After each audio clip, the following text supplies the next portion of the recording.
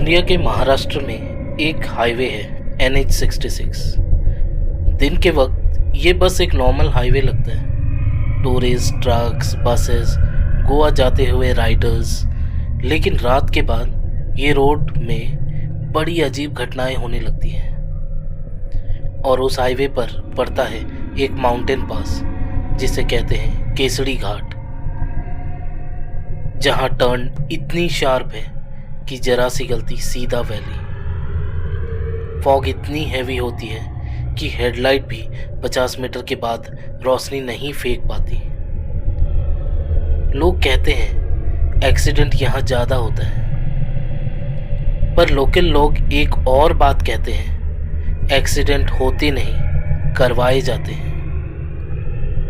नमस्कार दोस्तों, मेरा नाम दिबायन है और आज मैं स्वागत करता हूँ आपके लिए एक नई कहानी।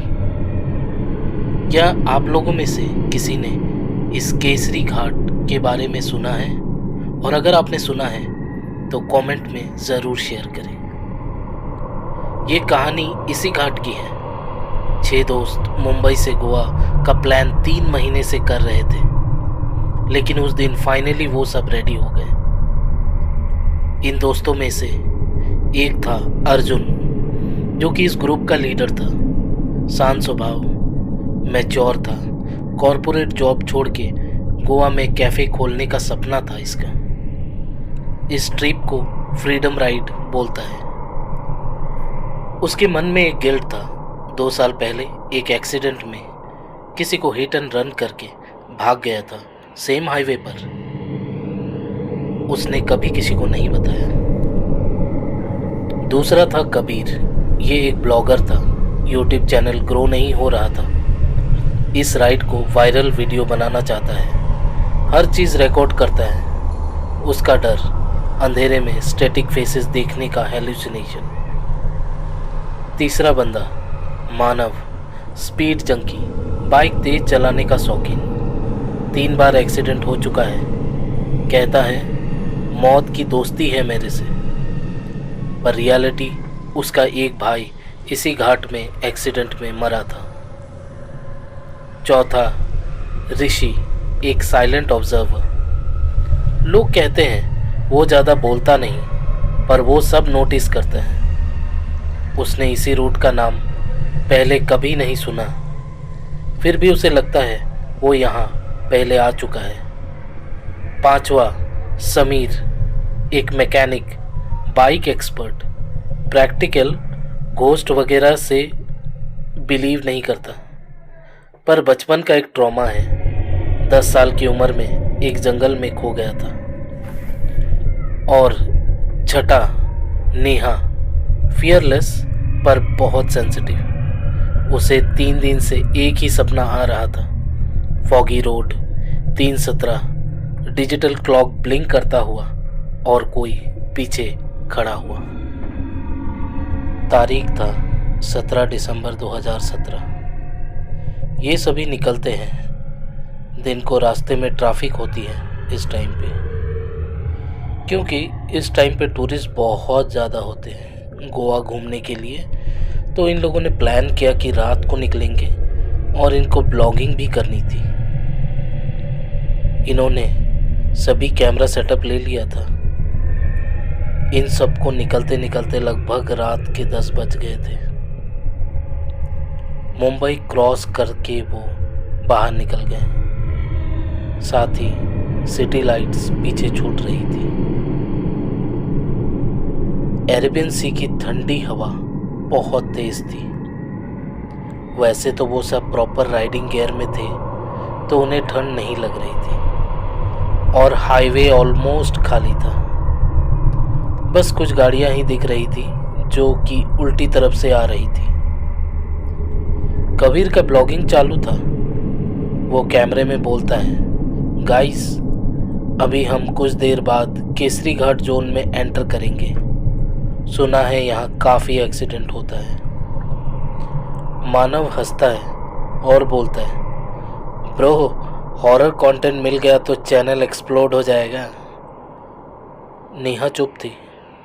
उसने बस एक बार पीछे अंधेरे जंगल की तरफ देखा और धीरे से बोला, ये जगह थोड़ी अजीब नहीं लग रही? ये सभी राइड करते हुए आगे निकल गए। समय हो रहा था रात के 1:40। एक छोटा ढाबा दिखा। ढाबा का साइन बोर्ड आधा टूटा हुआ था। वो सभी प्लान करते हैं वहाँ थोड़ी देर रुक के चाय पियेंगे। ढाबा के अंदर एक बूढ़ा आदमी बैठा था। सभी ने चाय ऑर्डर की। बूढ़ा आदमी ने पूछा, कहाँ जा रहे हो? उनमें से किसी ने कहा, गोवा। बूढ़ा आदमी ने पूछा, इस वक्त? हाँ अंकल, नाइट राइड का मज़ा ही अलग होता है। बूढ़ा आदमी चुप हो जाता है, फिर धीरे से बोलता है, 3 बजे के बाद केसरी घाट क्रॉस मत करना। बाकी सभी अपने बीच बात कर रहे थे, पर यह बात सुन के सब चुप हो गए। कबीर ने कैमरा चालू रखा था, सब रिकॉर्ड हो रहा था। कबीर ने एक मजाकिया मूड में पूछा, क्यों अंकल? बूढ़ा बोलता है, रात के 3:17 पे रोड पर जो दिखे उसे ओवरटेक मत करना। नेहा का हाथ का कप हल्का सा हिल गया। मानव हंसने लगा और उसने बोला, क्लासिक हॉरर डायलॉग है अंकल। पर बूढ़ा ने सीरियस आंखों से देखा और बोला, ये मजाक नहीं था। नेहा और ऋषि को ये बात सुन के थोड़ा डर लगा। ये दोनों साइड में इसी बारे में बात कर रहे थे। तभी बाकी सभी आके उनको बताने लगे कि ये देखो, रास्ते में लोग ये सब कहते हैं और हर बात ये सच नहीं होती। ये सब फिर वहाँ से निकल गए। लेकिन कहीं ना कहीं नेहा और ऋषि के मन में ये बात अब भी कहीं घर कर गई थी। समय हो रहा था रात के 2:55। घाट शुरू। Sharp turn, deep valley, side में सिर्फ जंगल। जबकि वहाँ पहाड़ों के रास्ते थे तो धुंध बहुत गहरी हो गई थी। बाइक के इंजन की आवाज़ पहाड़ों में इको हो रही थी। कबीर का गोप्रो ब्लिंक कर रहा था। फिर अचानक से ऋषि की बाइक का हेडलाइट 1 सेकंड के लिए ब्लिंक हुआ, फिर नॉर्मल। इलेक्ट्रिकल इशू होगा, समीर ने बोला। समय लगभग रात के 3:12 हो गए। सभी का स्पीड स्लो हो जाता है क्योंकि आगे रोड पर एक सफ़ेद परछाई जैसी दिख रही थी। कौन है ये? अर्जुन बोला। धुंध इतनी ज़्यादा थी कि कुछ साफ दिखाई नहीं दे रहा था। मानव एक्साइटेड होके बोला, शायद कोई और राइडर होगा। समय हो रहा था रात के 3:16। दूरी कम हो रही थी, पर अजीब बात यह थी कि ये लोग जितना भी स्पीड बढ़ा लें, उस दूसरी परछाई जैसी बाइक से दूरी कम नहीं हो रही थी। वो उतनी ही दूरी पर हमेशा थे। कबीर का कैमरा चालू था और वो ब्लॉगिंग कर रहा था। उसने वीडियो में बोला, गाइस टाइम चेक करो, टाइम है रात के 3:17। और उसी वक्त वो आगे वाले राइडर धीरे से अपना सिर पीछे मोड़ता है, पर उसका हेलमेट के अंदर कुछ नहीं था, खाली। तभी मानव ने बोला, मैं ओवरटेक करता हूँ। सब चिल्लाए, मत जा, पर वो फुल थ्रॉटल देता है। बाइक स्क्रीम करती हुई आगे बढ़ती है। जैसे ही वो राइडर की साइड में आता है, 1 सेकंड के लिए फॉग कंप्लीटली घना हो जाता है और अगले ही सेकंड रोड खाली। राइडर गायब और मानव भी गायब। सभी ने ब्रेक लगाई। अचानक से सिर्फ हवा और इंजन की आवाज। अर्जुन चिल्लाता है, मानव। कोई जवाब नहीं। कबीर का कैमरा स्टैटिक नॉइज देने लगता था। नेहा का फोन वाइब्रेट करता है। अननोन नंबर से मैसेज। ओवरटेक करना मना था। रात के 3:19। धुंध और हैवी हो चुकी थी। मानव गायब हो चुका था। रोड पे सिर्फ उसकी बाइक खड़ी थी। इंजन अभी भी चल रही थी, जैसे मानव बस 2 सेकंड के लिए उतरा हो। अर्जुन ने मानव की बाइक का इग्निशन बंद किया। अब सब शांत, बस हवा। और फिर कुछ देर बाद वैली से आती एक अजीब सी मेटेलिक इको, जैसे कोई दूर कहीं बार बार इंजन स्टार्ट करने की कोशिश कर रहा हो। कबीर का कैमरा अब भी रिकॉर्ड कर रहा था। स्क्रीन पे स्टैटिक लाइंस अब भी ब्लिंक कर रही थी। नेहा धीरे से बोली, वो उसे ले गए। समीर ने इरिटेट होके पूछा, किसको? मानव को? वो कौन? समीर ऑलमोस्ट चिल्ला दिया। नेहा ने जवाब नहीं दिया। अर्जुन ने मानव का नाम चिल्ला कर वैली की तरफ देखा। बस खुद का इको ही वापस आ रहा था, जैसे वैली उसका नाम सही से रिपीट नहीं कर पा रही। ऋषि तब तक चुप था। उसके नजर वैली के नीचे फिक्स थी। यही है, वो धीरे से बोला। क्या? कबीर ने पूछा। वो जगह। अर्जुन ने तुरंत उसकी तरफ देखा। कौन सी जगह? ऋषि ने जवाब नहीं दिया। ये कौन सी जगह थी जिसके बारे में ऋषि बोल रहा था? इसके बारे में किसी को भी नहीं पता थी। समीर एक प्रैक्टिकल बंदा था। उसने बोला, भाई सुन, शायद वो स्लीप हो गया होगा। फॉग हैवी है, नीचे चेक करते हैं। रोड के साइड में एक पतला सा स्लोप था जो खाई तक जाता था। समीर ने अपना बाइक की टॉर्च निकाली, लाइट नीचे डाली। कुछ भी क्लियर नहीं दिख रहा था, सिर्फ गीली मिट्टी और टूटे पुराने बस। फिर एक आवाज, बिल्कुल हल्की, भैया। सब ये आवाज सुनते ही जम गए। सुना तुम लोगों ने? नेहा ने धीरे से बोला। फिर दोबारा, भैया मुझे घर छोड़ दो। समीर का चेहरा पीला पड़ गया। उसकी सांसें भारी हो गई।